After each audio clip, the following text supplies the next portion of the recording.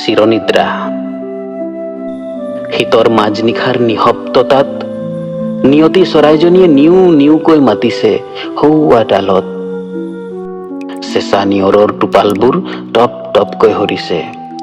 কিন্তু কি আচৰিত, স্পৰ্শ হোৱা নাইচোন মোৰ শৰীৰত।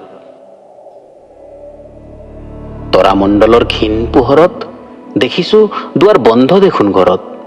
তেন্তে মই কেনেকৈ বাহিৰত? দুৱাৰখন চুব লওঁতেই হঠাৎ নিজকে বিচাৰি পালো ঘৰৰ ভিতৰত। গভীৰ নিদ্ৰাত মগ্ন মোৰ শোৱাপাটিত সেয়া কোন? মই দেখোন সেইজন। তেন্তে মই কোন? বুজিলো, এয়া নিঃসন্দেহে সপোন। পক্ষীৰ গীতবোৰ ভাহি আহিছে দূৰণিৰ পৰা। তৰাবোৰ লাহে লাহে নীল গগনত বিলীন হল। প্ৰভাতী কিৰণৰ পৰশেৰে ধৰা জীপাল হল। ধূসৰিত কুঁৱলীবোৰো নোহোৱা হল। অন্য এক নৱপ্ৰভাতৰ পাতনি। চৌদিশে পুনৰ ব্যস্ত হৈ উঠিছে ধৰণী। কিন্তু মই একেটা সপোনতে আবদ্ধ, শান্তিৰ চিৰনিদ্ৰাত মগ্ন।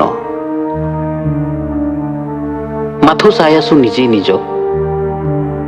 শান্তিৰ নিদ্ৰাত মই ৰৈ আছো কাষত। শেষবাৰৰ বাবে নিজকে চাই লওঁ এবাৰ হেঁপাহ পলুৱাই। খন্তেক পাছতে থাকিব যে কেৱল মাথো কিছু স্মৃতি আৰু অলপ ছাই।